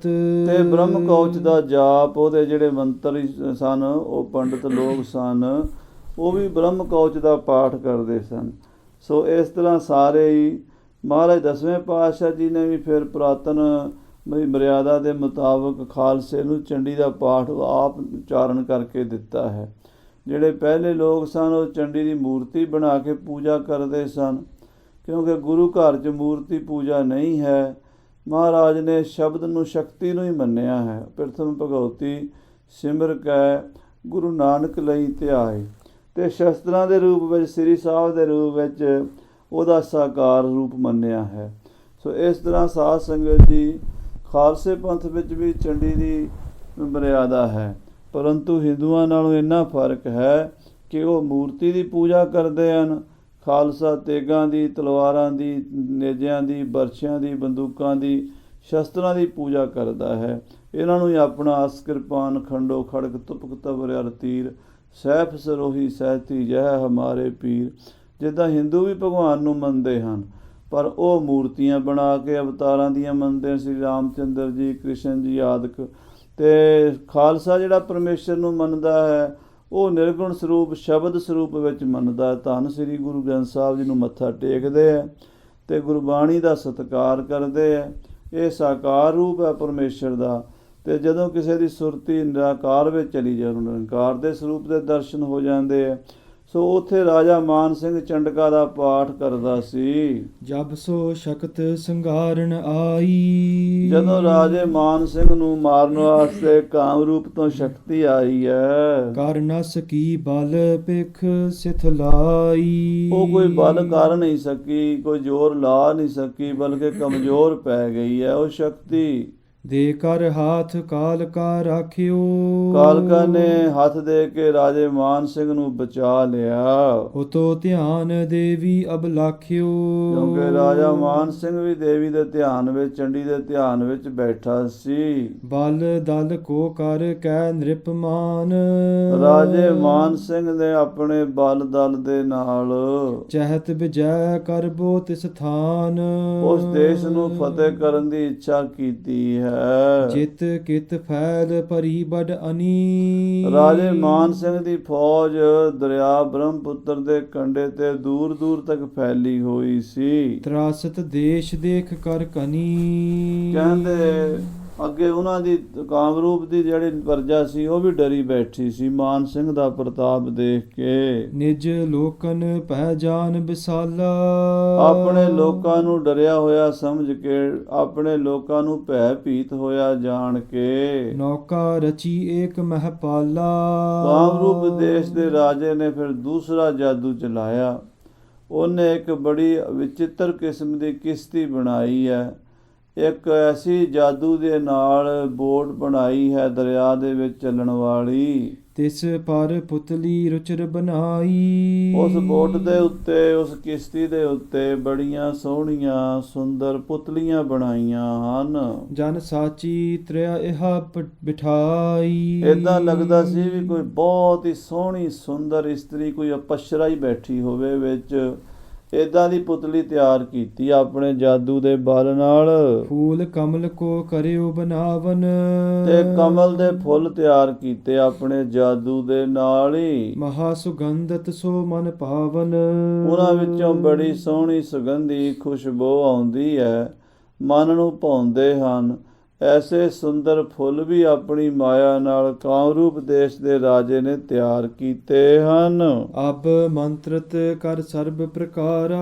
ਹਰ ਤਰ੍ਹਾਂ ਦੇ ਨਾਲ ਮੰਤਰ ਜੰਤਰ ਪੜ੍ਹ ਕੇ ਮਾਨ ਸਿੰਘ ਕੋ ਨਾਮ ਉਚਾਰਾ। ਤੇ ਰਾਜੇ ਮਾਨ ਸਿੰਘ ਦਾ ਨਾਂ ਲਿਆ ਹੈ। ਜਿਹਨੂੰ ਮਾਰਨਾ ਹੁੰਦਾ, ਜਿਹਨੂੰ ਮੋਹਣਾ ਹੁੰਦਾ, ਉਹਦਾ ਨਾਂ ਲੈ ਕੇ ਫਿਰ ਉਹ ਮੰਤਰ ਛੱਡਦੇ ਹਨ। ਮੰਤਰ ਸ਼ਕਤ ਕਰ ਨਾਉ ਚਲਾਈ। ਮੰਤਰਾਂ ਦੀ ਸ਼ਕਤੀ ਕਰਕੇ ਨਾਉ ਚਲਾਈ ਹੈ। ਸਨੇ ਸਨੇ ਸੋ ਚਲ ਕਰ ਆਈ। ਤੇ ਸਹਿਜੇ ਸਹਿਜੇ ਉਹ ਆ ਗਈ ਹੈ। ਤਟ ਪਰ ਮਾਨ ਸਿੰਘ ਕੋ ਡੇਰਾ। ਤੇ ਕੰਢੇ ਉੱਤੇ ਰਾਜੇ ਮਾਨ ਸਿੰਘ ਦਾ ਡੇਰਾ ਹੈ ਦਰਿਆ ਦੇ। ਅਵਲੋਕਤ ਦਰਿਆਉ ਬਡੇਰਾ। ਰਾਜਾ ਮਾਨ ਸਿੰਘ ਵੱਡੇ ਦਰਿਆ ਦੇ ਕਿਨਾਰੇ ਖੜ ਕੇ ਦਰਿਆ ਦੀਆਂ ਲਹਿਰਾਂ, ਦਰਿਆ ਦੀਆਂ ਮੌਜਾਂ ਦੇਖ ਰਿਹਾ ਹੈ। ਉਦੋਂ ਦਰਿਆ ਦੇ ਵਿੱਚ ਉਹ ਕਿਸ਼ਤੀ ਹੌਲੇ ਹੌਲੇ ਤੁਰੀ ਆਉਂਦੀ ਹੈ। ਇੱਕ ਦੋਏ ਦਾਸ ਪਾਸ ਤਿਸ ਕਾਲਾ। ਉਸ ਵੇਲੇ ਰਾਜਾ ਮਾਨ ਸਿੰਘ ਸੈਰ ਕਰ ਰਿਹਾ ਸੀ ਤੇ ਇੱਕ ਦੋ ਨੌਕਰ ਉਹਦੇ ਖਾਸ ਜਿਹੜੇ ਸਨ ਉਹ ਕੋਲ ਸਨ। ਦੇਖਿਓ ਅਚੰਬਾ ਆਏ ਬਿਸਾਲਾ।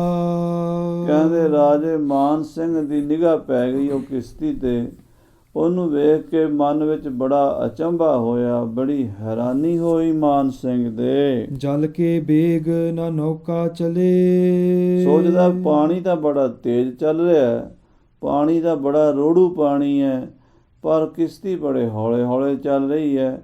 ਇਹ ਗੱਲ ਬੜੀ ਅਜੀਬ ਹੈ, ਕਿਉਂਕਿ ਜੇ ਪਾਣੀ ਬਹੁਤ ਤੇਜ਼ ਰੁੜ ਰਿਹਾ ਹੋਵੇ ਤੇ ਕਿਸ਼ਤੀ ਉੱਧਰ ਜਾਂਦੀ ਹੈ ਜਿੱਧਰ ਪਾਣੀ ਜਾ ਰਿਹਾ ਹੈ, ਪਰ ਇਹ ਕਿਸ਼ਤੀ ਤੁਰੀ ਆ ਰਹੀ ਹੈ ਸਿੱਧੀ ਮੇਰੇ ਵੱਲ। ਇਹਦਾ ਜ਼ੋਰ ਨਹੀਂ ਲੱਗ ਰਿਹਾ, ਇਹ ਇੱਧਰ ਉੱਡਦੀ ਨਹੀਂ ਹੈ, ਬੜੇ ਆਰਾਮ ਨਾਲ ਪਾਣੀ ਦੇ ਉੱਤੇ ਜਿਵੇਂ ਖੜੀ ਹੁੰਦੀ ਹੈ ਇਸ ਤਰ੍ਹਾਂ ਆ ਰਹੀ ਹੈ। ਨਰ ਬਿਨ ਸਨੇ ਸਨੇ ਨਿਜ ਠਿਲੈ। ਤੇ ਕਿਸ਼ਤੀ ਦੇ ਵਿੱਚ ਕੋਈ ਮਲਾਹ ਵੀ ਨਹੀਂ ਹੈ, ਕੋਈ ਕਿਸ਼ਤੀ ਚਲਾਉਣ ਵਾਲਾ ਵੀ ਨਹੀਂ ਹੈ, ਹੌਲੇ ਹੌਲੇ ਠਿਲ ਰਹੀ ਹੈ। ਅਵਲੋਕਤ ਚਲ ਆਈ ਪਾਸਾ। ਰਾਜੇ ਮਾਨ ਸਿੰਘ ਦੇ ਵੇਖਦਿਆਂ ਵੇਖਦਿਆਂ ਉਹ ਕਿਸ਼ਤੀ ਰਾਜੇ ਮਾਨ ਸਿੰਘ ਦੇ ਕੋਲ ਵੀ ਪਹੁੰਚ ਗਈ। ਬਿਸਮਿਓ ਭੂਪਤ ਅਜਬ ਤਮਾਸ਼ਾ। ਰਾਜਾ ਮਾਨ ਸਿੰਘ ਇਸ ਤਮਾਸ਼ੇ ਨੂੰ ਵੇਖ ਕੇ, ਅਜਬ ਤਮਾਸ਼ੇ ਨੂੰ ਵੇਖ ਕੇ ਭਰਮ ਚ ਪੈ ਗਿਆ। ਅਤ ਸੁੰਦਰ ਪੁੱਤਰੀ ਸੋ ਨਿਹਾਰੀ। ਕਿਉਂਕਿ ਉਹਦੇ ਵਿੱਚ ਬਹੁਤ ਸੁੰਦਰ ਪੁਤਲੀ ਬਣਾ ਕੇ ਇਸਤਰੀ ਬਿਠਾਈ ਹੋਈ ਸੀ। ਮਾਨ ਸਿੰਘ ਸੁਧ ਦੇਹ ਬਸਾਰੀ। ਉਹ ਸੋਹਣੀ ਨੈਣ ਨਕਸ਼ਿਆਂ ਵਾਲੀ ਸੁੰਦਰ ਇਸਤਰੀ ਦੀ ਪੁਤਲੀ ਨੂੰ ਵੇਖ ਕੇ, ਹਾਲਾਂਕਿ ਉਹ ਨਕਲੀ ਸੀ, ਮਾਇਆ ਹੀ ਸੀ, ਮਾਇਆ ਛਲ ਸੀ, ਪਰ ਰਾਜਾ ਮਾਨ ਸਿੰਘ ਉਸ ਤੇ ਡੋਲ ਗਿਆ। ਦੇਖ ਚਲਤ ਮਨ ਮੋਹਤ ਹੋਵਾ। ਰਾਜਾ ਮਾਨ ਸਿੰਘ ਇਹ ਕੌਤਕ ਵੇਖ ਕੇ ਮੋਹਿਆ ਗਿਆ, ਉਹਦੇ ਮਨ ਨੂੰ ਮੋਹ ਦਾ ਪ੍ਰਭਾਵ ਪਿਆ ਹੈ। ਛੁਬਤ ਅਦਕ ਉਰ ਧੀਰਜ ਖੋਵਾ। ਹਿਰਦੇ 'ਚ ਛੋਭ ਹੋਇਆ, ਧੀਰਜ ਟੁੱਟ ਗਿਆ ਰਾਜੇ ਮਾਨ ਸਿੰਘ ਦਾ। ਪਹੁੰਚੀ ਅਤਸ਼ੈ ਆਏ ਸਮੀਪ। ਤੇ ਉਹ ਅਤੀ ਸੁੰਦਰੀ ਜਿਹੜੀ ਪੁਤਲੀ ਸੀ, ਹਾਲਾਂਕਿ ਉਹ ਇਸਤਰੀ ਨਹੀਂ ਸੀ, ਉਹ ਇਸਤਰੀ ਦੀ ਬਣਾਈ ਹੋਈ ਨਕਲੀ ਪੁਤਲੀ ਜਦੋਂ ਇਹਦੇ ਕੋਲ ਪਹੁੰਚੀ ਹੈ ਰਹਿਓ ਨਾ ਗਇਓ ਤਬਹਿ ਅਵਨੀਪ। ਤਾਂ ਰਾਜੇ ਦਾ ਆਪਣੇ ਆਪ ਤੇ ਕੰਟਰੋਲ ਨਹੀਂ ਰਿਹਾ, ਰਾਜੇ ਕੋਲੋਂ ਆਪਣੇ ਆਪ ਤੇ ਵਸ ਨਹੀਂ ਪਾ ਸਕਿਆ। ਰਾਜਾ ਬਾਰ ਬਾਰ ਅਵਲੋਕਨ ਕਰਤਾ, ਬਾਰ-ਬਾਰ ਉਸ ਪੁਤਲੀ ਵੱਲ ਵੇਖੀ ਜਾਂਦਾ ਹੈ। ਪਰਿਓ ਖਿਆਲ ਤਿਸ ਨਾਹਿਨ ਟਰਤਾ। ਉਹਦੇ ਖਿਆਲ ਵਿੱਚ ਹੀ ਫਸ ਗਿਆ ਤੇ ਉਧਰੋਂ ਧਿਆਨ ਹਟਦਾ ਨਹੀਂ ਰਾਜੇ ਦਾ। ਬਹੁ ਸੁੰਦਰ ਜਬ ਫੂਲ ਨਿਹਾਰਿਓ। ਜਦੋਂ ਉਸ ਪੁਤਲੀ ਦੇ ਕੋਲ ਸੋਹਣੇ ਸੋਹਣੇ ਕਮਲ ਦੇ ਫੁੱਲ ਵੇਖੇ ਹਨ ਤਿਸ ਲੈ ਬੇਹਿਤ ਹਾਥ ਪਸਾਰਿਓ। ਤੇ ਰਾਜਾ ਮਾਨ ਸਿੰਘ ਨੇ ਉਹ ਫੁੱਲ ਲੈਣ ਵਾਸਤੇ ਹੱਥ ਅੱਗੇ ਕੀਤਾ ਪੁਤਲੀ ਵਾਲੇ ਪਾਸੇ। ਪੁੱਤਰੀ ਕਰ ਤੇ ਜਬ ਹੀ ਲੀਨੋ। ਤੇ ਉਸ ਪੁਤਲੀ ਨੇ ਇਹਨੂੰ ਉਹ ਜਿਹੜਾ ਫੁੱਲ ਕਮਲ ਦਾ ਫੜਾਇਆ, ਜਿਉਂ ਹੀ ਹੱਥ ਵਿੱਚ ਕਮਲ ਦਾ ਫੁੱਲ ਫੜਿਆ ਹੈ ਘਰਾਣ ਨਿਕਟ ਕਰ ਸੂੰਗਣ ਕੀਨੋ। ਤੇ ਨੱਕ ਦੇ ਕੋਲ ਕਰਕੇ ਰਾਜਾ ਮਾਨ ਸਿੰਘ ਕਮਲ ਦੀ ਸੁਗੰਧੀ ਸੁੰਘਣ ਲੱਗਾ ਹੈ। ਤਤ ਛਿਨ ਭਇਓ ਬਾਬਰੋ ਮਾਨ। ਰਾਜਾ ਮਾਨ ਸਿੰਘ ਦੇ ਸੁੰਘਣ ਦੀ ਦੇਰ ਸੀ ਕਿ ਉਸੇ ਵੇਲੇ ਪਾਗਲ ਹੋ ਗਿਆ, ਝੱਲਾ ਹੋ ਗਿਆ। ਸਿਰ ਦੇ ਵਾਲ ਖਿਲਾਰ ਕੇ ਕਮਲਿਆਂ ਦੀ ਤਰ੍ਹਾਂ ਪਾਗਲਾਂ ਦੀ ਤਰ੍ਹਾਂ ਨੱਸਣ ਦੌੜਨ ਲੱਗ ਪਿਆ ਹੈ। ਦਲ ਬਲ ਕੀ ਸੁਧ ਗਈ ਮਹਾਨ। ਆਪਣੀ ਸੁਧ ਬੁੱਧ ਭੁੱਲ ਗਈ, ਆਪਣੀਆਂ ਫੌਜਾਂ ਦੀ, ਆਪਣੇ ਸੈਨਾਪਤੀਆਂ ਦੀ, ਆਪਣੀ ਸ਼ਕਤੀ ਦੀ ਬਿਲਕੁਲ ਹੀ ਸੰਭਾਲ ਨਹੀਂ ਰਹੀ। ਸਭ ਕੁਝ ਰਾਜਾ ਮਾਨ ਸਿੰਘ ਨੂੰ ਯਾਦਾਸ਼ਤੀ ਖਤਮ ਹੋ ਗਈ। ਜਬ ਹੈ ਚਮੂ ਨੈ ਇਮ ਨਿਪ ਜਾਣਿਓ। ਜਦੋਂ ਫੌਜ ਨੇ ਇਸ ਤਰ੍ਹਾਂ ਆਪਣੇ ਰਾਜੇ ਨੂੰ ਦੇਖਿਆ ਇਤ ਉਤ ਭਏ ਤਰਾਸ ਮਨ ਠਾਨਿਓ। ਉਹ ਵੀ ਡਰ ਗਏ ਵੀ ਜੇ ਰਾਜੇ ਦੇ ਉੱਤੇ ਪ੍ਰਭਾਵ ਪੈ ਸਕਦਾ ਜਾਦੂ ਦਾ ਤੇ ਫਿਰ ਸਾਡੇ ਨਾਲ ਕੀ ਬਣੇਗਾ। ਉਹ ਵੀ ਭੈ ਭੀਤ ਹੋ ਕੇ ਭੱਜਣ ਲੱਗੇ ਹਨ। ਬਿਨਾ ਭੂਪ ਲਸ਼ਕਰ ਫਟ ਗਇਓ। ਬਿਨਾ ਭੂਪ ਕਰੈ ਕੌਣ ਲੜਾਈ, ਜਿਵੇਂ ਮਹਾਰਾਜ ਨੇ ਚੰਡੀ ਚਰਿੱਤਰ 'ਚ ਵੀ ਲਿਖਿਆ 10ਵੇਂ ਪਾਤਸ਼ਾਹ ਜੀ ਨੇ, ਭੂਪ ਬਿਨਾ ਕਰੈ ਕੌਣ ਲੜਾਈ। ਕਹਿੰਦੇ ਰਾਜੇ ਤੋਂ ਬਿਨਾ ਹੁਣ ਲੜਾਈ ਕੌਣ ਕਰੇ। ਜਦੋਂ ਰਾਜਾ ਹੀ ਪਾਗਲ ਹੋ ਗਿਆ, ਸ਼ੁਦਾਈ ਹੋ ਗਿਆ, ਕਮਲਿਆਂ ਦੀ ਤਰ੍ਹਾਂ ਦੌੜਨ ਭੱਜਣ ਲੱਗ ਪਿਆ, ਆਪਣੇ ਕੱਪੜੇ ਪਾੜਨ ਲੱਗ ਪਿਆ ਤੇ ਹਰਕਤਾਂ ਐਸੀਆਂ ਕਰਦਾ ਵੀ ਜਿਵੇਂ ਉਹਨੂੰ ਸੁੱਧ ਬੁੱਧ ਹੀ ਨਹੀਂ ਰਹੀ, ਤਾਂ ਫੌਜਾਂ ਹੁਣ ਪਿਛਾ ਨੂੰ ਹਟਣ ਲਈ ਮਜਬੂਰ ਹੋ ਗਈਆਂ। ਆਪ ਆਪ ਕੋ ਕਿਤ ਕਿਤ ਭਇਓ। ਵੱਡੇ ਵੱਡੇ ਅਫਸਰ ਆਪਣੀ ਆਪਣੀ ਫੌਜ ਲੈ ਕੇ ਪਿਛਾ ਮੁੜ ਗਏ। ਲੈ ਸੁਧ ਕਾਵਰ ਦੇਸ਼ ਨਰੇਸ਼। ਔਰ ਉਧਰ ਕਾਮਰੂ ਦੇਸ਼ ਦੇ ਰਾਜੇ ਨੂੰ ਪਤਾ ਲੱਗਾ ਵੀ ਮੇਰਾ ਦੁਸ਼ਮਣ ਮੇਰੇ ਜਾਦੂ 'ਚ ਆ ਗਿਆ ਹੈ। ਨਰਿਓ ਆਏ ਸੰਗ ਚਮੂ ਵਿਸ਼ੇਸ਼। ਉਹਨੇ ਵੀ ਹਮਲਾ ਕਰ ਦਿੱਤਾ। ਮਾਨ ਸਿੰਘ ਦੀ ਕਮਜ਼ੋਰੀ ਦਾ ਉਹਨੂੰ ਪਤਾ ਲੱਗ ਗਿਆ ਤੇ ਉਹਨੇ ਮਾਨ ਸਿੰਘ ਦੀਆਂ ਫੌਜਾਂ ਤੇ ਤੋਪਾਂ ਦੇ ਗੋਲੇ ਵਰਾਣੇ ਸ਼ੁਰੂ ਕਰ ਦਿੱਤੇ। ਮਾਨ ਸਿੰਘ ਸੁਧ ਲੀਨ ਸਨਾਹੇ। ਰਾਜਾ ਮਾਨ ਸਿੰਘ ਤਾਂ ਹੁਣ ਆਪਣੀ ਸੋਝੀ ਪੁੱਛੀ ਗਵਾ ਬੈਠਾ ਸੀ, ਉਹਨੂੰ ਫੌਜ ਦਾ ਕੀ ਪਤਾ ਹੋਣਾ ਸੀ। ਉਹਨੇ ਫੌਜ ਮਰਦੀ ਨਹੀਂ ਵੇਖੀ। ਠਹਿਰੀ ਨਹਿ ਸੈਨਾ ਰਣ ਮਾਹੇ। ਫੌਜ ਦਾ ਧਿਆਨ ਹੀ ਨਹੀਂ ਕੀਤਾ, ਆਪਣੇ ਹੀ ਦੁੱਖ ਦੇ ਵਿੱਚ ਪਾਗਲ ਹੋਇਆ ਫਿਰੀ ਗਿਆ ਤੇ ਫੌਜ ਦੇ ਪੈਰ ਉਖੜ ਗਏ। ਫੌਜ ਉੱਥੇ ਠਹਿਰ ਨਹੀਂ ਸਕੀ। ਭਾਗੇ ਦੂਰ ਅੰਤਰੋ ਪਾਏ। ਕਹਿੰਦੇ ਰਾਜੇ ਮਾਨ ਸਿੰਘ ਦੀ ਫੌਜ ਭੱਜ ਕੇ ਬਚੀ ਹੈ ਤੇ ਉਹਨਾਂ ਦਾ ਦੂਰ ਦਾ ਬਹੁਤ ਫਰਕ ਪੈ ਗਿਆ ਹੈ। ਡੇਰਾ ਕਰਿਓ ਤਰਾਸ ਉਪਜਾਏ। ਔਰ ਰਾਜੇ ਮਾਨ ਸਿੰਘ ਦੀਆਂ ਫੌਜਾਂ ਬਹੁਤ ਦੂਰ ਆ ਕੇ ਟਿਕੀਆਂ, ਡੇਰਾ ਕੀਤਾ, ਰਾਤ ਕੱਟੀ ਡਰਦਿਆਂ ਮਾਰਿਆਂ ਨੇ। ਕਿਤਕ ਦਿਵਸ ਮਹਿ ਤਿਸ ਹੀ ਦੇਸ਼। ਕੁਝ ਦਿਨਾਂ ਦੇ ਵਿੱਚ ਮਾਨ ਸਿੰਘ ਭਾ ਮ੍ਰਿਤਕ ਨਰੇਸ਼। ਉਸੇ ਦੇਸ਼ ਵਿੱਚ ਰਾਜਾ ਮਾਨ ਸਿੰਘ ਦਰਿਆ ਬ੍ਰਹਮਪੁੱਤਰ ਦੇ ਕੰਢੇ ਪਾਗਲਾਂ ਦੀ ਤਰ੍ਹਾਂ ਦੌੜ ਦੌੜ ਕੇ ਮਰ ਗਿਆ। ਤਬ ਲਸ਼ਕਰ ਘਰ ਕੋ ਮੁਰ ਆਏ। ਉਹਦੀਆਂ ਫੌਜਾਂ ਵਾਪਸ ਮੁੜ ਆਈਆਂ। ਬਲ ਮੰਤਰਨ ਕੋ ਸਭਨ ਸੁਨਾਏ। ਔਰ ਅਕਬਰ ਬਾਦਸ਼ਾਹ ਨੂੰ ਆ ਕੇ ਜਾਦੂ ਟੂਣੇ ਦਾ ਬਲ ਦੱਸਿਆ ਹੈ। ਦੇਸ਼ ਕਾਵਰੂ ਰਹਿਓ ਮਵਾਸੀ। ਤੇ ਖਬਰ ਦਿੱਤੀ ਹੈ ਕਿ ਬਾਦਸ਼ਾਹ ਸਲਾਮਤ। ਬੜੀ ਦੁੱਖ ਦੀ ਖਬਰ ਹੈ, ਤੁਹਾਡੇ ਜਰਨੈਲ ਰਾਜਾ ਮਾਨ ਸਿੰਘ ਜੀ ਮਾਰੇ ਗਏ ਨੇ ਤੇ ਕਾਮਰੂ ਦੇਸ਼ ਸਾਡੇ ਤੋਂ ਫਤਿਹ ਨਹੀਂ ਹੋ ਸਕਿਆ। ਔਰ ਅਕਬਰ ਕੇ ਚਿੰਤ ਪ੍ਰਕਾਸ਼ੀ। ਅਕਬਰ ਦੇ ਮਨ ਵਿੱਚ ਇਸ ਗੱਲ ਦੀ ਬੜੀ ਚਿੰਤਾ ਹੋਈ ਕਿ ਕਾਮਰੂ ਦੇਸ਼ ਮੈਂ ਫਤਿਹ ਨਹੀਂ ਕਰ ਪਾਵਾਂਗਾ। ਪੁਨ ਨੰਗੀ ਸ਼ਮਸ਼ੇਰ ਧਰੀ ਹੈ। ਫਿਰ ਤਲਵਾਰ ਕੱਢ ਕੇ ਅਕਬਰ ਨੇ ਨੰਗੀ ਰੱਖੀ ਵੀ ਕੋਈ ਜਾਵੇ ਸੂਰਮਾ ਮਾਨ ਸਿੰਘ ਦਾ ਬਦਲਾ ਲਵੇ ਤੇ ਕਾਮਰੂਪ ਦੇਸ਼ ਨੂੰ ਸਰ ਕਰਕੇ ਆਵੇ। ਪੈ ਕਰ ਕਿਨਹੋ ਨਾ ਗ੍ਰਹਿਣ ਕਰੀ ਹੈ। ਪਰ ਕੋਈ ਡਰਦਾ ਮਾਰਾ ਨਵਾਬ, ਕੋਈ ਰਾਜਾ, ਕੋਈ ਮਹਾਰਾਜਾ ਨਹੀਂ ਉੱਠਿਆ। ਕਿਸੇ ਨੇ ਵੀ ਉਹ ਨੰਗੀ ਤਲਵਾਰ ਨਹੀਂ ਚੁੱਕੀ। ਹੁਣ ਇਹ ਬੀੜਾ ਨਹੀਂ ਚੁੱਕਿਆ। ਧਰੀ ਰਹੀ ਸ਼ਮਸ਼ੇਰ ਵਿਸਾਲ। ਨੰਗੀ ਤਲਵਾਰ ਭਰੇ ਦਰਬਾਰ ਵਿੱਚ ਪਈ ਰਹੀ। ਕਿਸੇ ਸੂਰਮੇ ਨੇ ਨਹੀਂ ਚੁੰਮੀ। ਤਿਸ ਪਸ਼ਚਾਤ ਬਿਤਿਓ ਚਿਰਕਾਲ। ਅਕਬਰ ਬਾਦਸ਼ਾਹ ਦੇ ਇਸ ਕੰਮ ਤੋਂ ਬਾਅਦ ਬਹੁਤ ਚਿਰ ਬੀਤ ਗਿਆ। ਅਕਬਰ ਮਰਿਓ ਕਰਤ ਹੀ ਆਸਾ। ਅਕਬਰ ਕਾਮਰੂਪ ਦੇਸ਼ ਨੂੰ ਫਤਿਹ ਕਰਨ ਦੀ ਆਸ ਕਰਦਾ ਹੀ ਮਰ ਗਿਆ। ਜਹਾਂਗੀਰ ਸੁਤਕੀਨ ਪ੍ਰਕਾਸ਼ਾ। ਅਕਬਰ ਦਾ ਪੁੱਤਰ ਜਹਾਂਗੀਰ ਹਿੰਦੁਸਤਾਨ ਦਾ ਬਾਦਸ਼ਾਹ ਬਣਿਆ। ਤਬ ਭੀ ਕਿਨਹੂ ਨਹੀਂ ਉਠਾਈ। ਉਸ ਵੇਲੇ ਵੀ ਤਲਵਾਰ ਕਿਸੇ ਤੋਂ ਨਹੀਂ ਚੁੱਕੀ ਗਈ। ਮੰਤਰਨ ਤਰਾਸ ਤਰਤ ਅਦਕਾਈ। ਕਹਿੰਦੇ ਬਹੁਤ ਜ਼ਿਆਦਾ ਡਰਦੇ ਸੀਗੇ ਮੰਤਰਾਂ ਜਾਦੂਆਂ ਤੋਂ। ਸੋ ਭੀ ਪਹੁੰਚਿਓ ਜਮ ਕਰ ਜਾਏ। ਲਗਭਗ 24 ਕੁ ਸਾਲ ਰਾਜ ਕਰਕੇ ਅਕਬਰ ਬਾਦਸ਼ਾਹ ਦਾ ਪੁੱਤਰ ਜਹਾਂਗੀਰ ਵੀ ਮਰ ਗਿਆ। ਸ਼ਾਹਜਹਾਂ ਪਾ ਤੁਰਕਨ ਰਾਏ। ਫਿਰ ਜਹਾਂਗੀਰ ਬਾਦਸ਼ਾਹ ਤੁਰਕਾਂ ਦਾ ਬਾਦਸ਼ਾਹ ਬਣਿਆ। ਇਹ ਵੀ ਚਾਹਤ ਰਹੇ ਸਦਾਈ। ਇਹ ਵੀ ਲਗਭਗ 27 ਸਾਲ ਬਾਦਸ਼ਾਹ ਰਿਹਾ ਹੈ ਤੇ ਚਾਹੁੰਦਾ ਹੀ ਰਿਹਾ ਹੈ ਵੀ ਮੈਂ ਬਾਦਸ਼ਾਹ ਹਿੰਦੁਸਤਾਨ ਦੇ ਅਧੀਨ ਕਰਨਾ ਹੈ, ਕਾਮਰੂ ਦੇਸ਼ ਨੂੰ ਫਤਿਹ ਕਰਨਾ ਹੈ। ਨਹਿ ਕਿਨਹੂ ਸ਼ਮਸ਼ੇਰ ਉਠਾਈ। ਪਰ ਕਿਸੇ ਨੇ ਵੀ ਬੀੜਾ ਨਹੀਂ ਚੁੱਕਿਆ, ਤਲਵਾਰ ਨਹੀਂ ਚੁੱਕੀ, ਉਹ ਪਈ ਰਹੀ ਹੈ। ਪੁਨ ਅਵਰੰਗ ਹੋਇਸ ਪਾਤਸ਼ਾਹੂ। ਫਿਰ ਔਰੰਗਜ਼ੇਬ ਹਿੰਦੁਸਤਾਨ ਦਾ ਪਾਤਸ਼ਾਹ ਬਣਿਆ। ਇਹ ਵੀ ਕਰਤ ਰਹਿਓ ਚਿਤ ਚਾਹੂ। ਇਹ ਵੀ ਮਨ ਵਿੱਚ ਸੋਚਦਾ ਰਿਹਾ ਵੀ ਕਾਮਰੂ ਦੇਸ਼ ਨੂੰ ਆਪਣੇ ਥੱਲੇ ਕਰੀਏ। ਸੋ ਸਾਧ ਸੰਗਤ ਜੀ, ਇਹ ਹੁਣ ਔਰੰਗਜ਼ੇਬ ਦੇ ਸਮੇਂ ਦੁਬਾਰਾ ਅਕਬਰ ਦੇ ਸਮੇਂ ਦੀ ਕਹਾਣੀ ਦੁਹਰਾਉਣ ਵਾਸਤੇ ਇਹਨਾਂ ਨੇ ਹਿੰਦੂ ਰਾਜਪੂਤ ਰਾਜਿਆਂ ਚੋਂ ਉਸੇ ਪਰਿਵਾਰ ਵਿੱਚੋਂ ਰਾਜਾ ਬਿਸ਼ਨ ਸਿੰਘ ਨੂੰ ਤਿਆਰ ਕੀਤਾ ਸੀ। ਕੁਝ ਇਤਿਹਾਸਾਂ ਵਿੱਚ ਰਾਮ ਸਿੰਘ ਲਿਖਿਆ ਹੈ, ਕੁਝ ਬਿਸ਼ਨ ਸਿੰਘ ਲਿਖਿਆ ਹੈ, ਪਰ ਇਹ ਮਾਨ ਸਿੰਘ ਦੇ ਪਰਿਵਾਰ ਵਿੱਚੋਂ ਹੀ ਜੈਪੁਰ ਦੇ ਰਾਜੇ ਸਨ। ਕਿਸ ਤਰ੍ਹਾਂ ਇਹਨਾਂ ਰਾਜਿਆਂ ਨੂੰ ਹੁਕਮ ਹੋਇਆ, ਕਿਵੇਂ ਇਹ ਗੁਰੂ ਤੇਗ ਬਹਾਦਰ ਸਾਹਿਬ ਦੀ ਸ਼ਰਨ ਆਏ ਤੇ ਕਿਵੇਂ ਗੁਰੂ ਸਾਹਿਬ ਜੀ ਨੇ ਇਹਨਾਂ ਦੀ ਮਦਦ ਕੀਤੀ, ਉਹ ਕਥਾ ਆਪਾਂ ਅੱਗੇ ਸਰਵਣ ਕਰਾਂਗੇ। ਸਮੇਂ ਦੇ ਲਿਹਾਜ਼ ਨਾਲ ਸਮਾਪਤੀ ਹੈ। ਹੇ ਗੋਬਿੰਦ, ਹੇ ਗੋਪਾਲ।